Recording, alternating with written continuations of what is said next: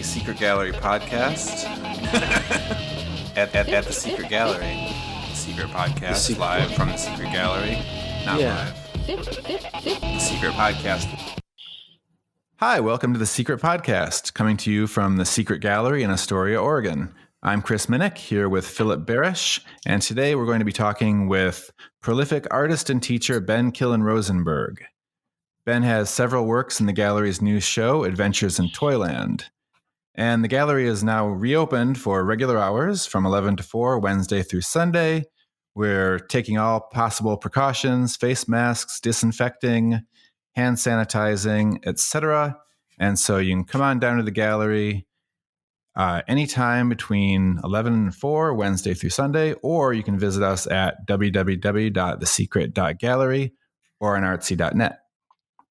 The Secret Podcast is sponsored by Sweet Relief Cannabis, located on Commercial Street in Astoria.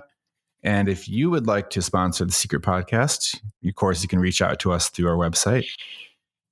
And so with all of that said, let's take it away, Philip. All right. Good morning. And as always, thank you, Chris. Chris, the instigator of this great program. And I also want to add that the show that's up at the Secret Gallery is another outstanding show. And in fact, I'm going to be going down and looking at it again this afternoon. And I am very excited about talking to Ben about his pieces. Your pieces are really good. So Ben, first of all, thank you for being here. I'm looking very forward to this conversation. Good to meet you, Philip. And thank you, Chris. So here's what I want to start off. I want to start off with your paintings in the gallery, and I kind of want to walk through them one by one because Chris was thoughtful enough to have forwarded me some correspondence he had with you. And in that correspondence, you talked about these pieces, and I responded very maybe dramatically or comically to some of the things you said as I looked at the pieces. I saw the pieces last week. So here's the first thing I want to kind of frame this right now, is that Donald Duck, we're going to talk a little bit about Donald Duck first. And the reason we're doing that, okay, you have a Donald Duck painting in there, but Donald Duck as a personality, I feel really frames how I look at your work. And what I mean by that is Donald Duck came about as a character because Mickey Mouse had become a role model for children, and Disney wanted something with a wider range of personalities and traits. I've seen the word negative, but I disagree with the word negative. Donald Duck is not negative. He just has more of the human experience embodied in him. So I'm going to throw some stuff out here and then talk about your work. So Donald Duck, he has a temper. He's very enthusiastic. He is a prankster. He has an immense gust for life. When he takes on stuff, he generally always wins. He's a jack of all trades, and he perseveres. Now, as I've spent time looking through your really prolific and wide-ranging body of work, I couldn't help but think that you have Donald Duck in you. And in your little correspondence that Chris was kind enough to send to me, you talked about the specific Donald Duck painting and how you felt that he was kind of a playful companion for you. So speak to that first. Talk about you and Donald Duck. Okay. Well, there's another kind of thing that's very similar to that. When I was growing up, I think all those characters were not really allowed into the house. So I was brought up by parents who were artists. I think my mom was sort of a secret communist and a socialist most of her life. So if you live with a socialist or a communist, they're not going to allow Donald Duck into the house. So I looked up to characters like that, but I could never, have it in the house. And so I don't know why, I kind of always related to Donald Duck, and you kind of hit the nail on the head on the way you described Donald Duck, because that's how I feel. I'm kind of I feel like if I were a cartoon character, I would be Donald Duck. And that I've always I've had two instances with Donald Duck. About 30 years ago, I was on a bike ride, and I found this incredible toy figure of Donald Duck just kind of leaning against a trash can. And I hit the brakes on my bike. I, grabbed this Donald Duck, and in fact, I can turn around to my right and I still see him. And I've had him with me all this time. Why I don't know if I'm answering your question, but I've always, I can't stand Mickey Mouse.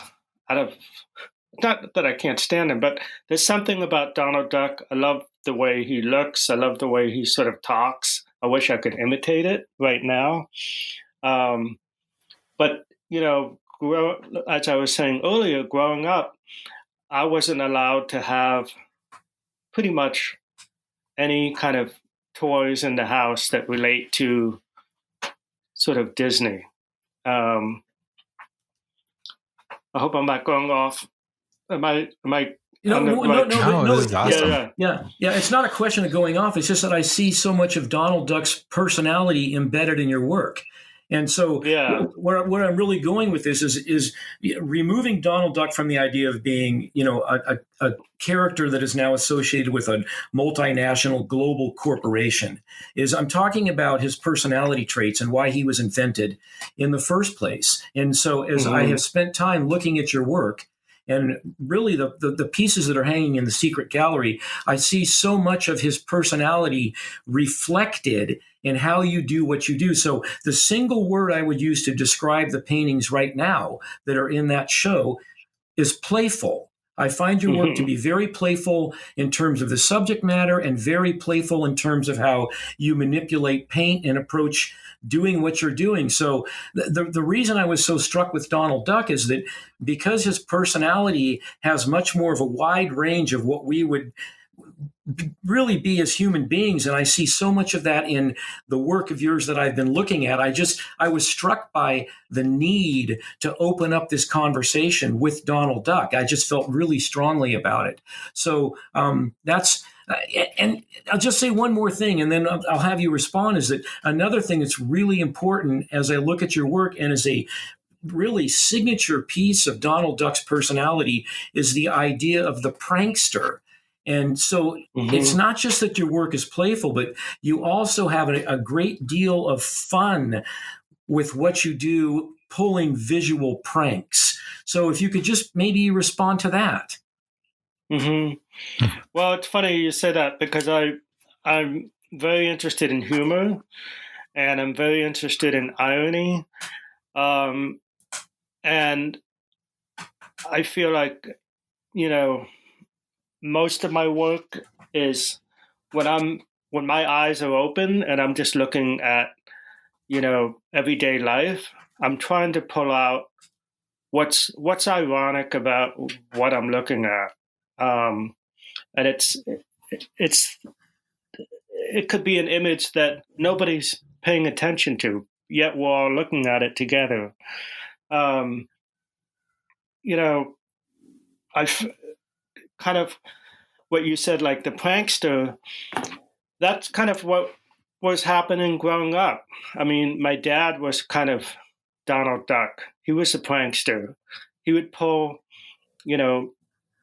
sort of a prank on us that was unexpected. And, growing up in New York City, kind of being sort of accustomed to, like, I don't know how to put it.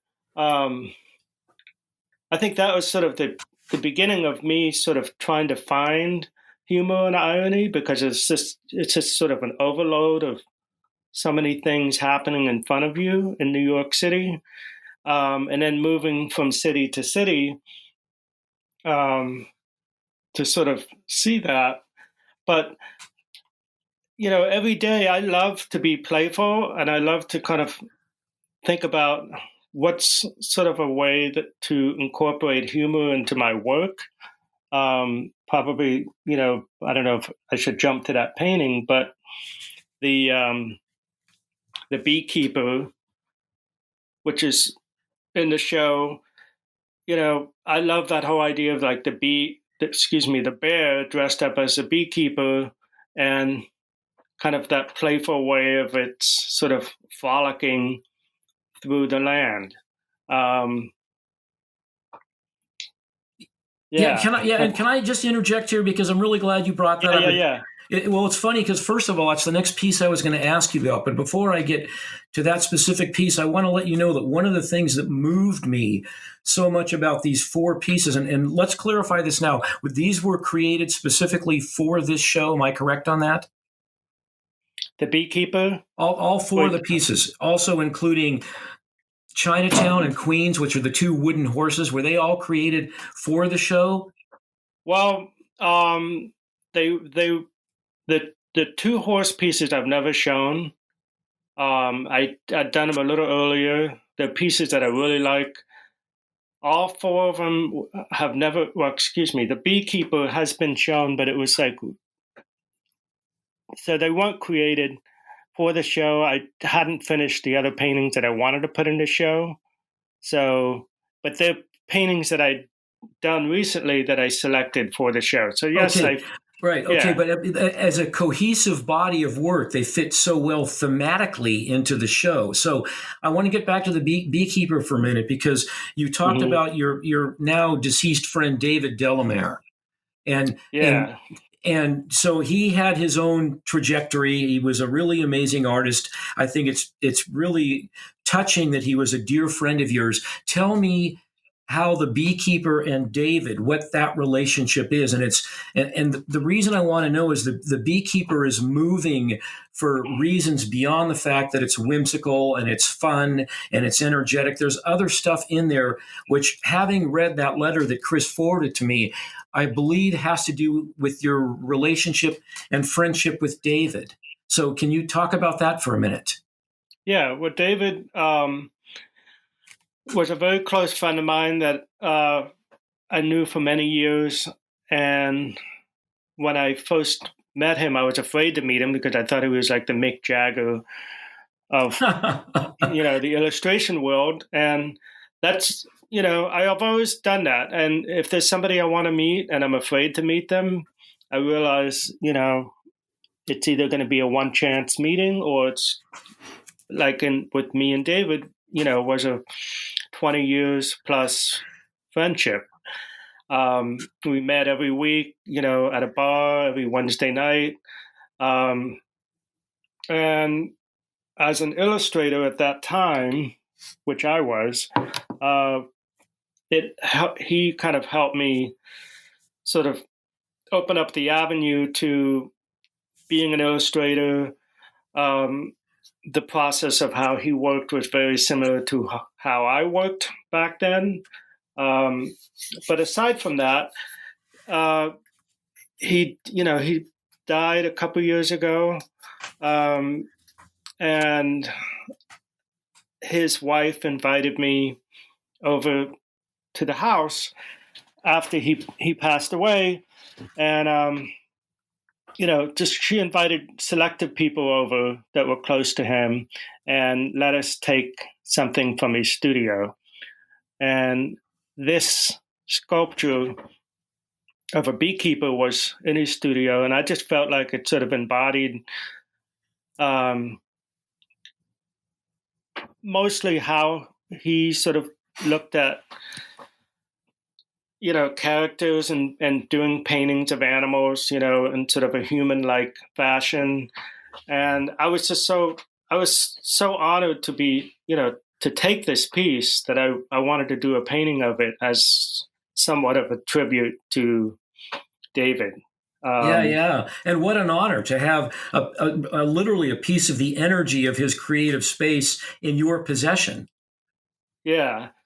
And I have some other things that I took from his studio. I mean, there's like the weirdest matchbooks and just other little things. But I love this. And yeah. Anyhow.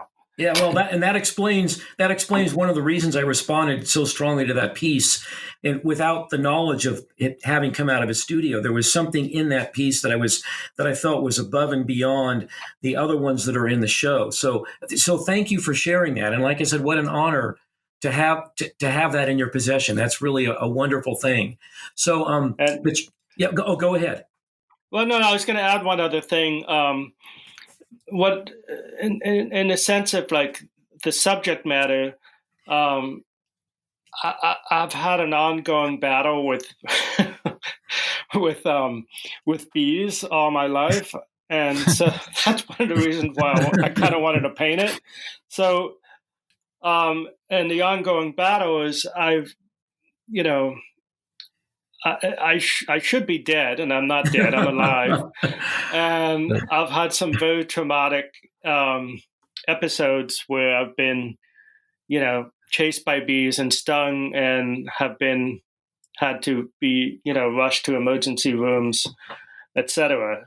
The most traumatic, and I won't tell a long story on it, but 2 minutes after I got married 9 years ago, and in fact, you know what? This is totally true. Today is my wedding anniversary. Oh, congratulations. Hey, congratulations. Yeah. So 9 years ago today, we got married and in Ashland, Oregon. And anyhow, 3 minutes after the ceremony, my uncle's girlfriend rang a Buddha bell that was on the property, and I was behind her, and a swarm of bees came out and attacked me on my head. Wow.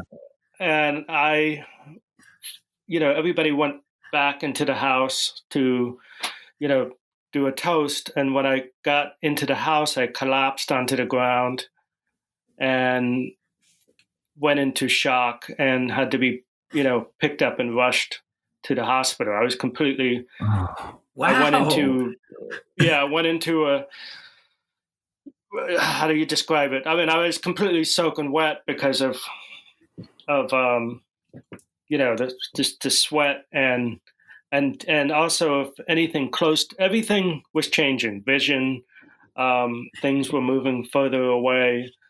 And luckily there was a hospital just, about a mile away. Anyway, so that's part of why I made that piece too, because that makes me nervous to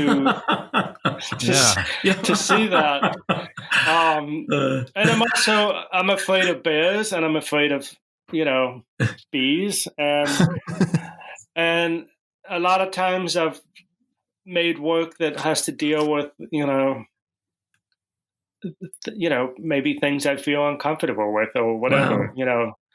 I used to do a lot of ceramics, and I don't know if we want to get far into that, but, because my parents were ceramicists, and for many years, well, not many years, but for a couple of years in the 90s, I kept making beehives and making clay bees, and I made the clay bees look like they were vomiting because I found out that was the way they made honey. Anyhow, I didn't mean to sidetrack. Well, not really, because but you opened up something here that I think we should kind of pursue, because the whole ceramicist thing. So one of the things I really responded to in looking at your images on your website is there's a ceramic telephone that's in there, and you also have other ceramic kind of tile images, and I was struck by the relationship that I saw in those images to the funk art movement that came out of the Bay Area. And I was specifically thinking of Robert Arneson. And so now that you're talking about some of the ceramic work you did, I think we should talk a little bit about funk art, because I see a certain amount of funk art in what you do. So let me just throw some stuff out here and then you can respond. So one of the things about, funk art, it was beatniks. And don't you love the word beatniks? It's such a good word.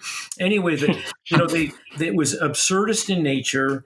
they used a lot of found objects that came from consumer culture. It was spontaneous. It didn't take itself too seriously. It was colorful. It had an enormous amount to do with creative freedom. I mean, there's all of these kind of tenets that are built into that movement that I see in your work. And since you brought up the ceramics part of what you do, because you are multidisciplinarian, I'd like you to just kind of maybe talk a little bit about that. Yeah, well, I'm so glad I feel like you you know me quite well. And what's interesting is Robert Arneson, when I discovered him in the early 90s and I saw his work, it opened up a sleepless, I was so excited because I realized, oh my God, this is the inner me that has not come out. And it gave me how do you put it?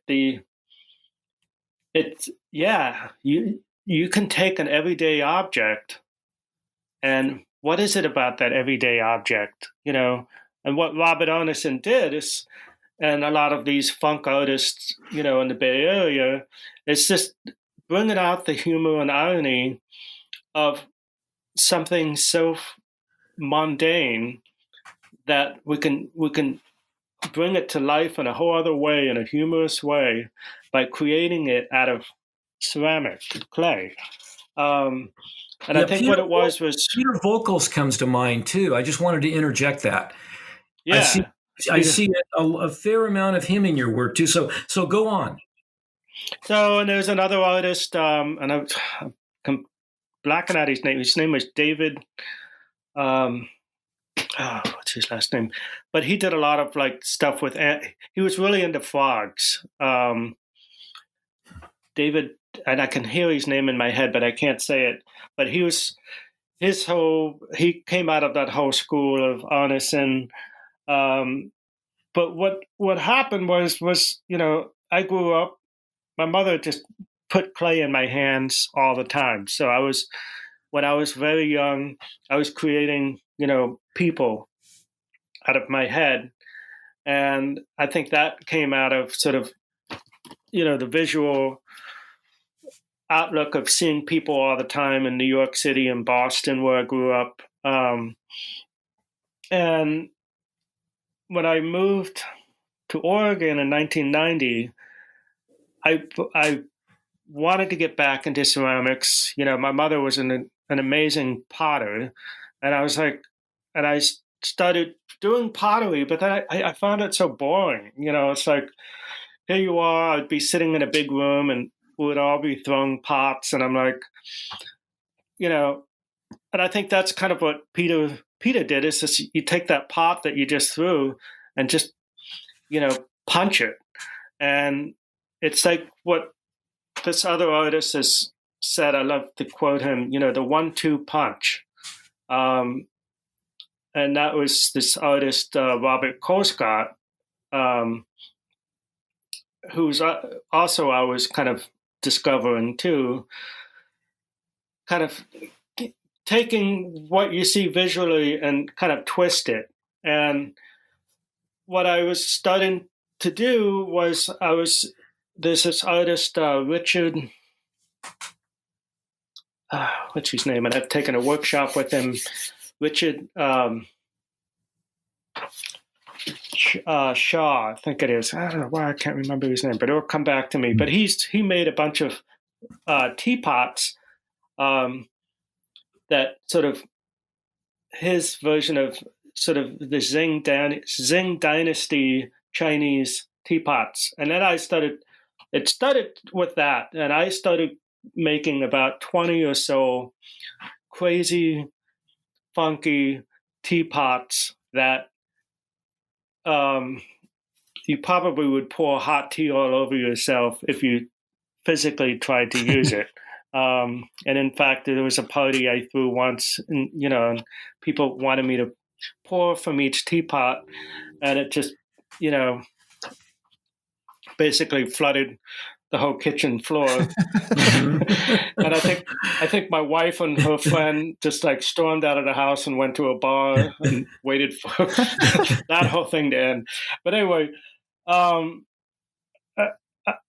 yeah, so it's that telephone. I just had, and I made a shoe, I made a telephone, and, you know, other artists that I was really inspired by, Philip Guston, you know, whose work is all about, you know, smoking and the Ku Klux Klan and absurdist. His work is absurdist. Yes. Yeah. And when I was finishing college in Philadelphia, I was doing a ton of paintings of a toilet, and I kept painting this toilet over and over again. And the only reason why I was painting the toilet is because it was this toilet in my studio, and it was somehow connected to somebody's dishwasher, you know, a block away. And this is, you know, this is typical bad, you know, neighborhood in Philadelphia where all the plumbing is just sort of Mickey Mouse together, and soapy suds would just come out of the toilet every now and then. So I thought, well, I'm going to make the bathroom my studio. And I did these kind of, you know, just a whole series of, I did silk screens, I did paintings, and it was all based on the toilet.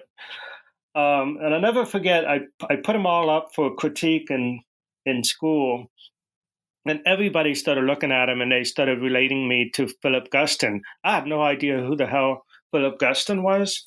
And that's when I just kept nodding my head at the critique, you know, saying, oh, yeah, Philip, yeah.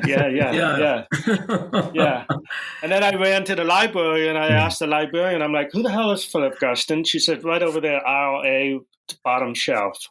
And then I realized this connection with, you know, okay, what am I doing? Why am I obsessed with it? Why do artists get sort of enamored by, you know, these objects and so forth? But I know I'm going all over the place. But back to ceramics, you know, that's kind of what I was looking for. When I discovered Arneson, it opened this whole door for me for the kind of work that I wanted to create at that time, which was everyday objects, which was, you know, taking my interest in politics and how I can sort of make work about politics into ceramics.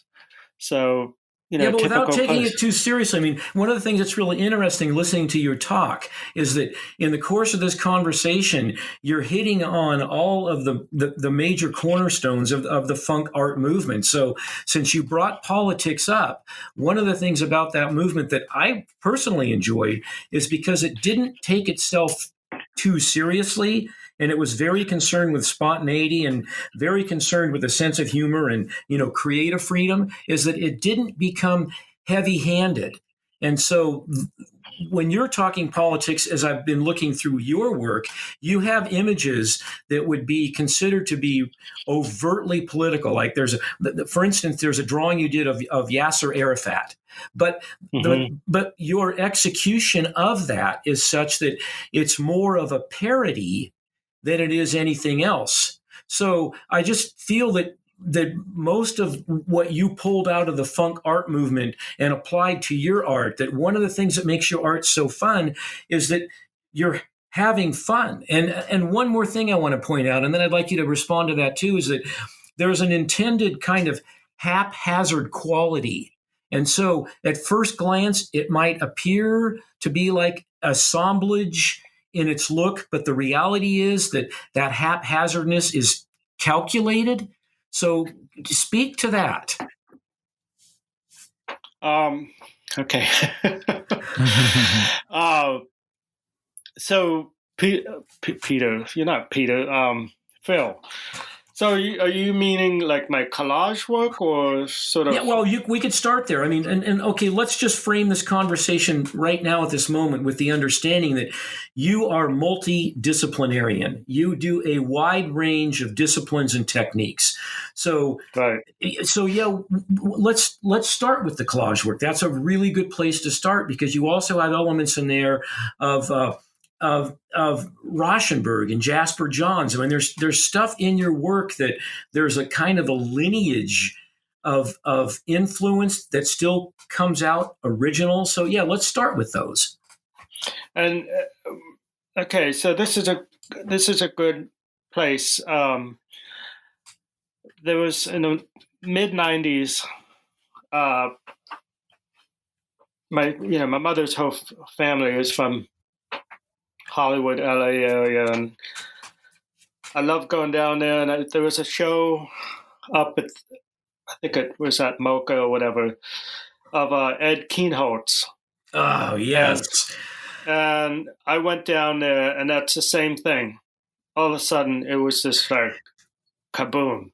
Yeah, life changing. And friggin' life changing. There were two big, huge life changing shows, which explains to what you're saying, which is, I work in two big shows that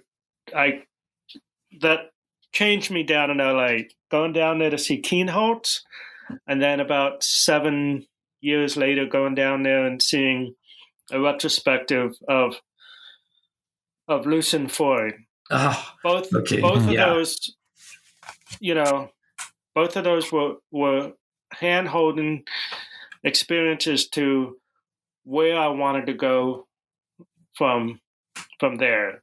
So stepping back, mid-'90s, I think it was 96 or something, seeing that Keenholz show with my parents, and there's nothing greater than experiencing art with your parents, and they're sort of invested in it as much as you are. They're not like, are you almost done with the show? We want to go to the mall. Those weren't my parents.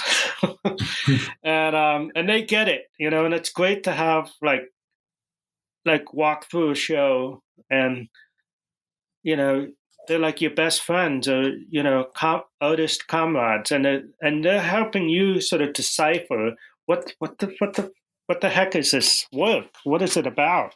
And they get that it's going to somehow make some changes in the way I work. Now, back to Keenholz, how do you take an idea, and Rosenberg, how do you take an idea so simple to put objects together to create a piece? And that's something, as a teacher, that's something that that's why I love teaching, because I try to explain to students, the simplicity way of working, but then how do you make that connection to when you put different things together? So back to Keenholz, it's kind of like, yeah, so what? But so what? How do you get away with it? And so that's what I was trying to figure out, is how do you get away with making a collage by putting pieces together that will make this work, and what's gonna be the response to when people see it.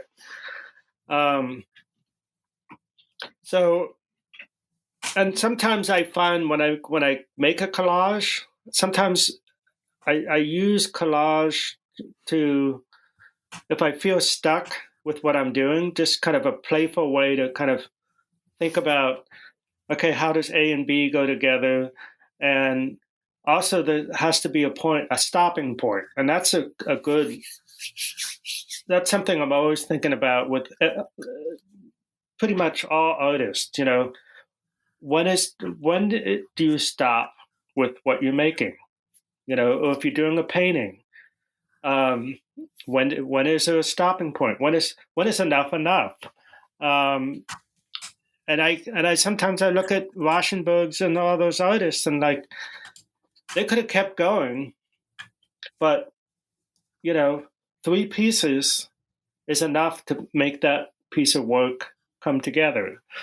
So yeah, Kienholz, I just remember we went for 2 days, and I got goosebumps.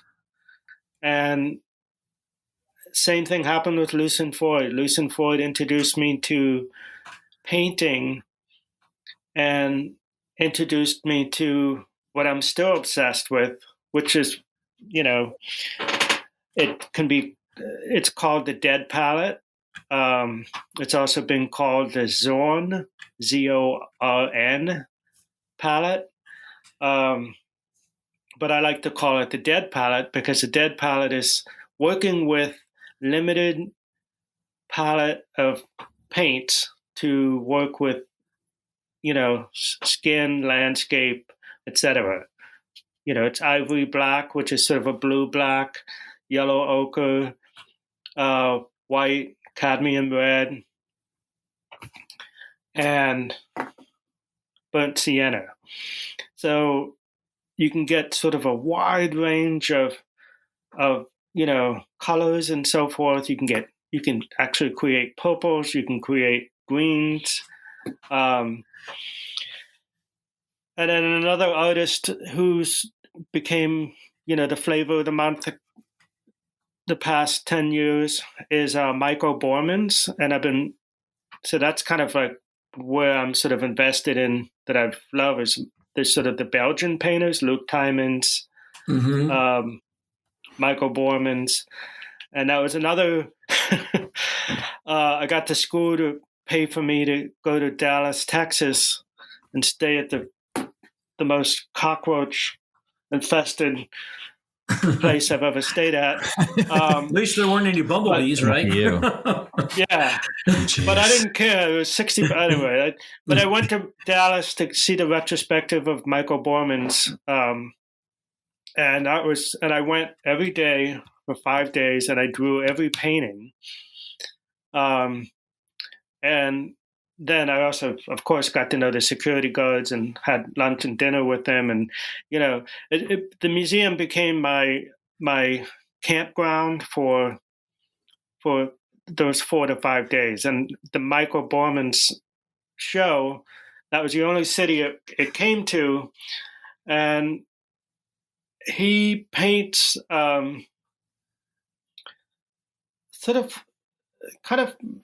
he paints sort of mundane objects, which I'm sort of interested in. He paints these sort of, expressions of people that's just kind of, there's nothing, there's no happiness to it necessarily. It's sort of this kind of, the kind of a blank stare. So that's kind of, that was 2015. And that's like, for me to go to Disney World and get all excited was to go to Michael Bormans, go to Kienholz, go to Lucien Freud, etc. I'm probably like totally off track for because now we're gonna pursue this right now. I mean, you just brought up 3 significant influences that I can see clearly in your work. I want to start with the Kienholz first, because once again, I can't overstate this enough that you are multidisciplinarian. So I want to talk a little bit now about what I would call your site-specific work, which is really Kienholz influenced. And so the bodies of work that I want to get into right now was the work you did, This Must Be the Place, for the Portland Biennial, the Thank You for Having Me show, and also the PDX Window Project, because I saw in all 3 of those Kienholz that they're in there. So let's start with the Portland Biennial, because that is a very interesting installation. So how long was that installation up? And when when you created it, did you create it specifically for the biennial, or had you created it and then submitted to be in the biennial? And then I want to know where that piece is. I mean, I'm looking at it now, and what room it's in, what gallery it's in, because there's so much stuff happening in there. So just start talking about how you got into the biennial, and then what you were, your creative process in terms of assembling what is essentially a village. So just talk about that. I'm so glad you brought that up, because so 2011, is it 2000? Yeah. So I got invited to get a visit from the curator, Prudence Roberts, who was curating the show. And I made the list, and she came to my studio to, see my work and see, what could be something that I would create for this biennial. My mother had just died, and I still coming off of that, and I was with her to the moment she died in Ashland. And what I did every day, I just wanted to hold on to every moment. So I just would sit by her bed for the whole summer. It was the summer of 2011. And I drew her every day, and, sleeping or sitting, but it's mostly she was just laying. And I did these giant watercolors, of, based on her and her last couple of days. And I showed them to Prudence in the studio, and I had a whole idea of a body of work that I wanted to do of that. Very, very personal, very, very connected to what I've just gone through. And on the side of my studio, and I got a pretty big studio in Portland. I've been in this house for 26 years. I recreated my house in sort of foam core and just kind of, found cardboard and so forth. And I've always been kind of interested. My mother would always kind of, like, if she had an idea and she said, okay, yeah, I want to do a, my mother did public art, so she would have to make models to where the work would go. And I always loved watching her, like, cut foam core, and she loved gluing things together and making miniatures of, a park or a home or so forth. So I was kind of inspired by that. And I also was inspired by this. I know I keep bringing up artists, and they should send me a royalty check. And I was really, this is another big flavor artist, flavor of the month, flavor of the year. His name is Joachim Nordstrom, a Swedish artist, and he's married to Mama Anderson. So the two of them work I absolutely love. Mama Anderson and Joachim, which is spelled Jockum, Nordstrom, like the store. And so Joachim was building these little houses and buildings and stuff out of foam core and so forth. And I realized, yeah. So I want to do this, and I could relate to it, especially watching my mother, growing up, build things out of foam core and so forth. And I built my house. So I recreated my house and studio. My studio is quite big, and it's behind the house. And I recreated it just, out of scrap foam core and stuff. And I also like the idea that if you were to hand this to an architect, to a huge, contractor, and say, okay, build this, that it wouldn't structurally work because everything is not to scale. So maybe it would be a funky house.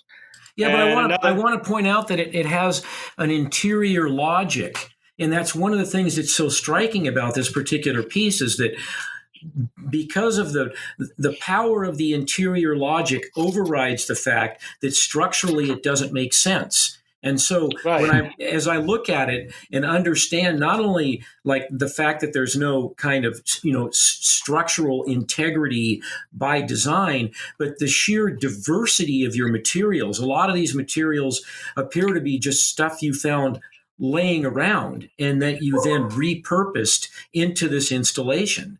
So that's one of the things that makes it so utterly effective is that it has this other world quality, but it's a third dimensional physical thing. Yeah, so I tried to figure out. Then when Putin said, and she saw that house, she said, "Well, what if you made more of those?" And I said, "You know what? That's what I've always wanted to do." And she said, "Well, do it." And and I was like, "Really?" And she goes, "Yeah, let's do a whole installation of this." And so, because I've always been obsessed with my neighborhood, and that was my thesis when I got my master's in 2007, was all about my neighborhood and documenting people, homes, and so forth. It was kind of like I was revisiting that now in a three-dimensional form. So what I did was that I realized my house was built in 1909. I wanted to, there's these two homes that have been across the street from me. It's one kind of extended Chinese family that lived in two homes. And they kind of took one house and they just kind of modified things the way they wanted to modify it. What is that thing called? A dormer. And, I don't know if it's legal or not, but I started recognizing homes in my neighborhood that were, I don't know if they got a permit. I'm gonna add a goddamn extra room. I'm gonna build it the way the hell I want to build it. Well, that I think is just, I love it because I see that and I was like, okay, I'm gonna recreate your house, and so I found unique homes in my neighborhood, and so all those homes are actual homes based on all I could see from. This is kind of that was the name of my graduate show. All I could see from where I stood. And so that's why it may not be architecturally to scale, but it's how I see the house from where I am. And I would do some kind of like hand measurements just to get an idea, but sometimes it was difficult because you're trying to put this puzzle together of this haphazard house. There was this, I don't know if you were able to see it in the pictures, but there was this huge church, and it recently was torn down to build $1 million homes. But I recreated that whole Baptist church, and I had so much fun doing that because, and also the homes, I'd have to knock. There were a couple of homes that I didn't know the people that well, and I would knock on the door and I'd say, "Hey, I know this sounds kind of weird, but I'm making your home out of foam core in my studio. And do you mind if I walk behind your house and just kind of I just got to see something, No, I'm not looking at your teenage daughter, and in that process, that kind of social. The best part of this whole story is the two houses that I recreated across the street. They speak limited English, so they had to get their daughter to translate everything I was saying. Because they're like, okay, we know who you are, and we live by waving. And, I'm across the street 26 years, and it's just waving and yelling, hey, hi, and waving. And so I really had to get behind the house. And I was just like, how am I going to explain this? So the daughter came over, and it was like, the older seniors of the Chinese family that never really picked up English, and so I'm talking, and then there's a lot of shouting going on, and then I'm thinking, shit, this is never going to happen, and it's just the voices are getting louder and louder, and there's yelling, and I'm thinking, okay, what I want to do is not. This is going south. Finally, the daughter turns around and she looks at me and she says, "Oh yeah, no problem. They said it's okay for you to go back there anytime you want." I'm like, "Okay." All that, I don't know what all that shouting was about, but so and there's another home that's totally. So I just kept. I don't know. I can't remember how many homes there were, and then my neighbor at the same time was, had torn apart his house and was building on, and they had 2 new kids in the family. So I recreated like all the playful structures back there. But I just had so much fun creating this sort of neighborhood. It's the Ben Killen Rosenberg's neighborhood as he sees it, and they were installed on these 2 platforms of wood, and then they were held up by sawhorses, which could be said, that kind of relates to using a sawhorse to actually putting together a home. And it was shown at Marylhurst University, which is sadly no longer there. Yeah. Oh, yeah. Were you in the art gym? Is that where it was? Yeah. That was such a beautiful space. It was a beautiful space. Yeah. And that your work would have read really well in that space. Yeah, and then the whole architecturally, how that the light comes in, and how that gym, and then it traveled down to the Snyder Museum in Ashland, and they brought me down there to recreate it, and now it's just packed up, sitting in boxes in my basement. I mean, I've talked about making films and setting some of these homes on fire,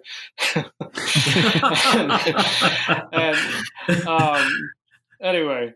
But that's I mean, one of the ways I work is I get invested in something and I put all my heart into it, and then it's gone. Yeah, well, okay, so let's continue on that line, because we're talking. So in the case of the biennial, it was a site-specific installation that then went on exhibition in 2 places, of which one of them was the Marylhurst Art Gym. So a couple of other things that were striking that we'll put under the category of your site-specific, more or less temporary work. Thank you for having me. And then the PDX Gallery window installation. I want to start with the window installation, because there's a lot of things happening in there that go beyond just being more or less kind of sculptural. There's a lot of drawing. There's a lot of kind of cartooning, and there's a lot of placement of, let's just say, images, how they relate to each other, how they talk to each other, and the fact that they're in that window. And it's a beautiful window to begin with. So tell me how that came about. And when you created that installation, did you create it as a spontaneous thing, or were you able to kind of calculate what you were going to do over a period of time before the install? So I'm so glad you brought this one up too, because so Jane Beebe, who runs PDX Gallery, I just finished grad school, and I was so happy that she came to saw my show, and she contacted me, and she selects artists to do the window. And she said, "Hey, I really want you to do October." I don't remember when it was, 2008. Yeah, I think it's 2007, 8. Because I'm going to be showing in the main gallery Jacques Fleischmuller. And I'm like, you sure? And I know I haven't brought his name up, but he's another, I just love his work. And she said, you know what, I just think you two would be a great pairing. And to hear that was like, an honor. And I was so excited. And I tried to figure out, at that time I was, starting to do a lot of watercolors, and I sort of discovered this whole way of doing watercolors on paper foam core. And I thought, okay, I want to treat this like an installation. I want to treat it like not just a one image you look at. I want people to really, because it's a weird window and it's narrow and then it sets back. And so I was trying to figure out, okay, how do I use, and it's also really high up. So back to Fleischmuller. Fleischmuller's a French painter who, if you look at his work, you see some sort of similarities between him and I.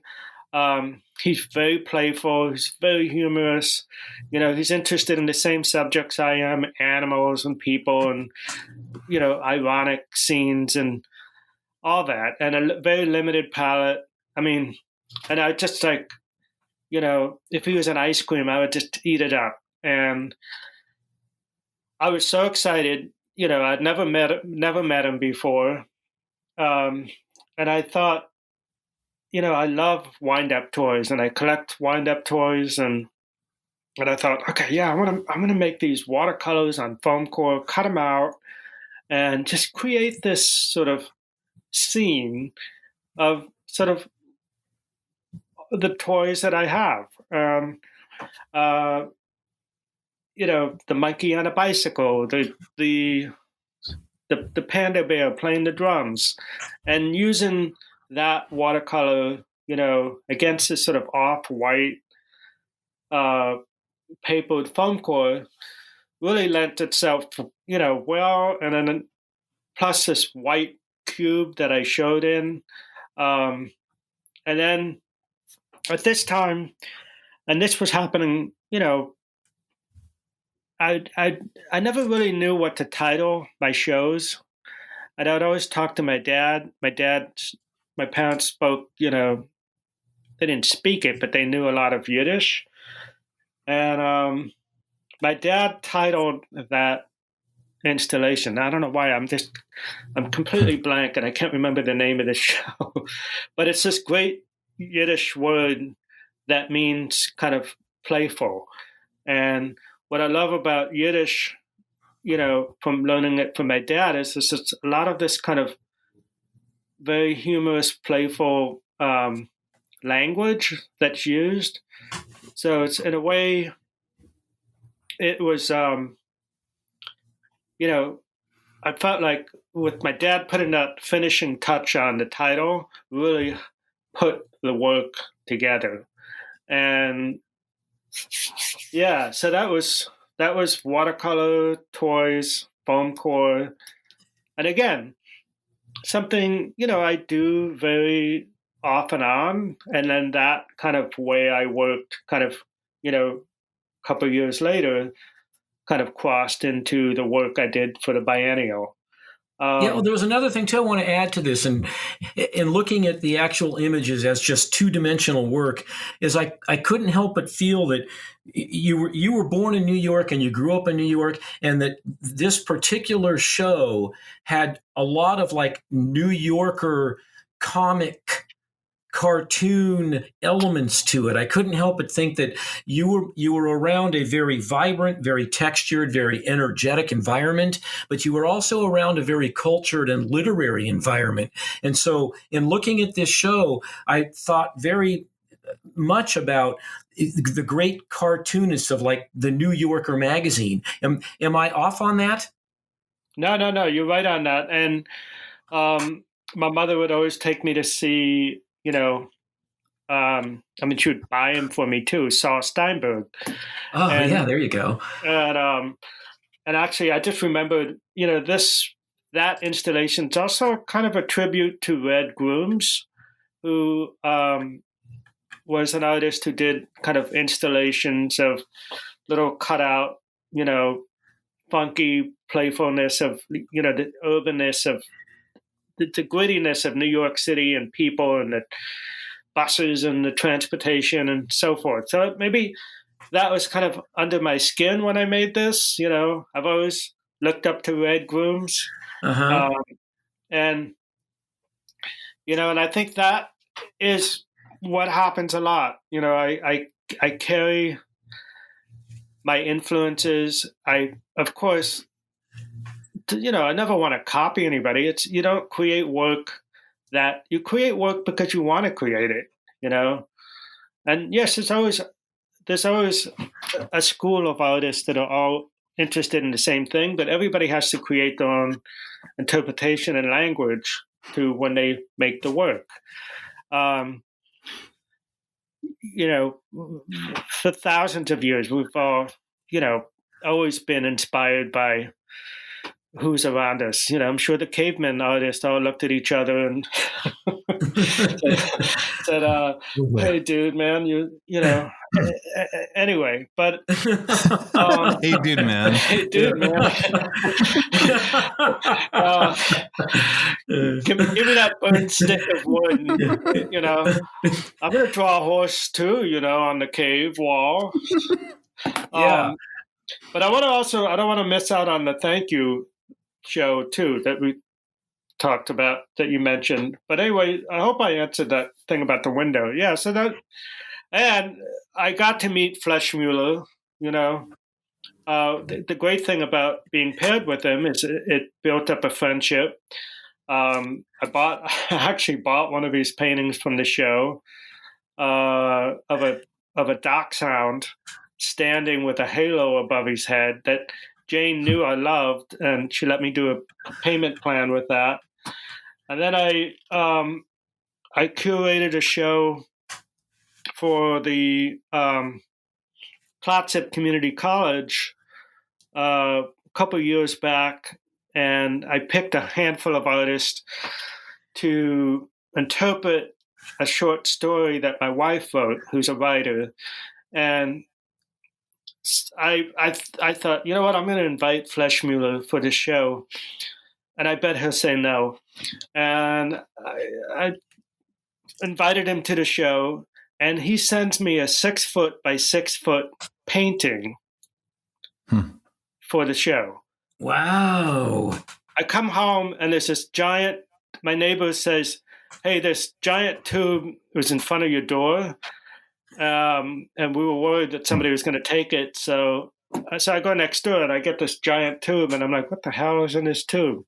And it's a goddamn 6 foot by 6 foot painting unrolled, and it's unbelievably beautiful painting. And that was his. And I asked artists, I said, look, just make a little piece. You know what the word little means? So if I said to him, make a big piece, what was I going to get? Like a 50 by 50 painting? And anyway, it's just like, I get him, he gets me, and I love I love that having that window and him showing and being paired with him, and then, the relationship that's sort of happened from there on, has been great. And yeah, I can get into the thank you. Yeah, we're going to do that right now, because I want to talk about that, because so thank you for having me. That show embodies so clearly all of the things we've been talking about, particularly the funk art movement, and Donald Duck too. I mean, he's definitely in there. So that show is truly multimedia, truly multidisciplinary, and very, very, very funny. And one of the things I found so amusing about it were all of the cutouts, and they must have been masks of you that either you were wearing or other people were wearing. The show itself is, there's 2-dimensional work, there's 3-dimensional work. I'm not sure what space it's in, but it has all of the elements of, it's colorful, it's playful, it's creative, tremendous sense of humor, a huge mixture of materials, spontaneity, all those things are built into it. So talk about that show. Okay, so here's how it happened. I went to grad school, Portland State University. I was the oldest person in the program. I really wanted to get my master's, and because I love teaching and I wanted to move up to the next level. I've been working with at-risk kids, juvenile, kids in trouble with the law, and it's great. Somebody has to be there for them, and I know I probably have a gift for that, but it's hard work, and I had done I don't know. Don't worry. I'm going to move up fast. I'd done a stint, but I want to just kind of just do this brief. Anyway, I did a stint at Lewis and Clark College. I guest lectured a graphic design class. All the students were looking at me. Nobody was throwing shit at me. I shouldn't have said that. And you can say that. You can beat that out, Chris. No need to. No, it stays. That's solid. And I realized, wow, there's actually people who would be quiet, not kill me, and want to learn from me. And so, fast forwarding, I applied to BSU, got into the program. I walked into, I was creating all this Keynote work. The professors were like, beating me up, like saying, why the hell are you doing this? You need to find your own, who are you? You're everywhere. And so I had great professors there. I worked really hard, and I found the voice of where I was going to then. And, and I created a thesis, body of work that dealt with something that I was interested in that I'd never encountered. And that's the beginning of doing work about the neighborhood. So, and one of the professors who taught there was Harold Fletcher. And Harold Fletcher is a very well-known artist he created social practice program for Portland State. He's sort of very worldly known, all over. He travels, and we were very lucky at Portland State to get Harold Fletcher. And so he also became one of the guiding lights that really helped me kind of find what my voice was, after 2 years of graduate school. Everybody can tell me everything, but he I always put it this way. He kind of taught me the whole idea of less is more. And that's what I was starting to learn. What is less is more? How do I, what is it that I want to say? And what is it that I want to do? And he helped me put together the most incredible MFA show that, I was so in the editing and everything. And so,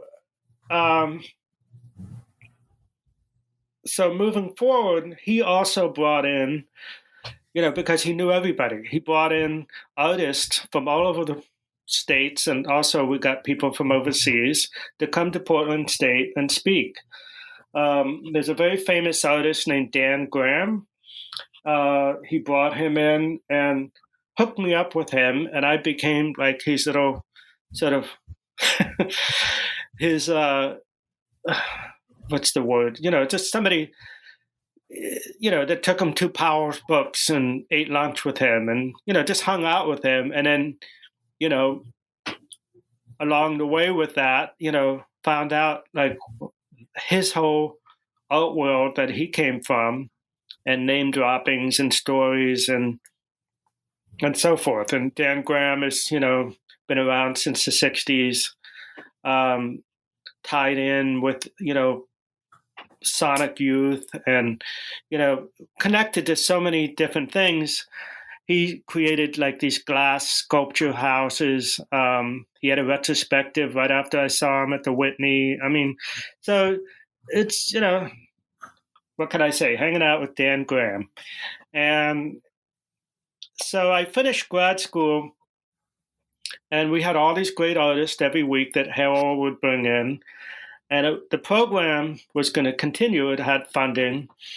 And he and I sat together, and he said, "Hey, Ben, what if you, did a piece about the artist that comes every week?" And I said, "Oh man, I'd love that, because I love an assignment. And as an illustrator, I love deadlines and I love an assignment." And so I created this thing where every week, when when I would find out, I'd know ahead of time, what artist would be coming. Each piece was done the same size. I said, okay, every piece is going to be done the same size. And then what I did is I made a sandwich board, which the work would be displayed on. So, PSU Monday Night Artist Lecture Series presents Emily Young. I think she was one of them. And so most of these artists, I didn't even know who they were, and then I look them up online and I'm like, shit, they've done a lot of work, and they've been shown all over. And so I'd look at their style, and what I would do, either I'd do a number of things. Either I would take their style and get under their skin and do a spin-off of their work. So I would create like a new piece that they would have created in their style. And the great thing I love about this is, I only had, at this time also I was teaching at 5 colleges. So I had a really busy schedule. I was teaching at 5 colleges. I was excited about this little deadline project. I would have it, during the week. And I would make a work that sort of imitated who they were. And if I couldn't figure them out, like if there was some kind of like conceptual artist and I'm like, they're all over the place, so I can't figure out, I would just, take something as close as I can, or I think in a couple of instances, I replicated an existing piece that they did. So another example, like the artist, and I actually love his work, is Storm Thorpe. And, I've already kind of knew him, and he came to our school. And so I did a piece that kind of imitated his work as well. Now, what I would also do is at the end of every lecture, I'd go up to the artist and I would talk to them, and this is the first time I met them. And I said, "Hey, what do you think of my work I did? I'm the schmuck that tried to imitate your work, and they're like, "Oh yeah, that's great. I really want to buy it." And I'm like, "Oh, great." And I was thinking, okay, yeah, I could like cash cow and, Interesting. try to get these artists to buy them. And I swear, we all say one thing and mean the other, and it's like, but actually a gallery that represented one of the artists in New York City, like that was nice. She bought, the pieces I did of that artist. And anyway, and I think a few other pieces were sold, but mostly they're all still in my basement. And so what I did is I posed with the artist, and that's up on the website, and you would see me with the artist, and I'd get a picture. Then halfway through the year, I was offered to teach painting at PCC at night. And, at this time, I have trouble saying no to any teaching job, and that's why I had insomnia. I was teaching at 6 days a week. I was literally at 5-6 schools, which is insane. And anybody listening to this program, don't ever, for this pandemic, actually don't turn down a job. And actually, most of it will probably be online, which I love doing now. But back to, so I took this job, and all of a sudden I couldn't go to these lectures, but I could do the paintings. So I made these photo masks, and I asked people, I said, hey, I can't make it to the lecture, but will you wear this mask and just pose by the artist and get somebody to take a picture and send it to me? So that happened for the next couple of months. And so these artists are like, okay, who's this person that just did a painting about my piece? They're not here. And it's almost kind of like sort of, Andy Warhol did this, where he was invited to speak at places and he would get a stand-in to give the lecture for him. And there's been some other artists that have done kind of this kind of thing. So yeah, I'm here, but I'm not really here. And I'm going to play Ben Rosenberg. Okay.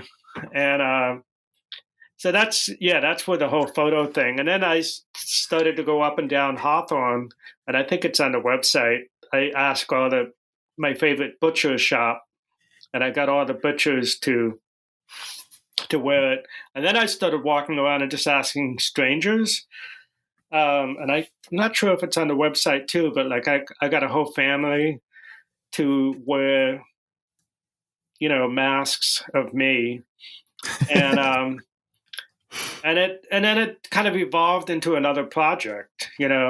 I'd go to bars and people drinking, sitting outside, and you'd see two Ben Rosenbergs drinking, and the whole title for "Thank You for Having Me" was the last line that you would hear at the lecture. So the artist would say, "Thank you for having me." And, and actually, you know what?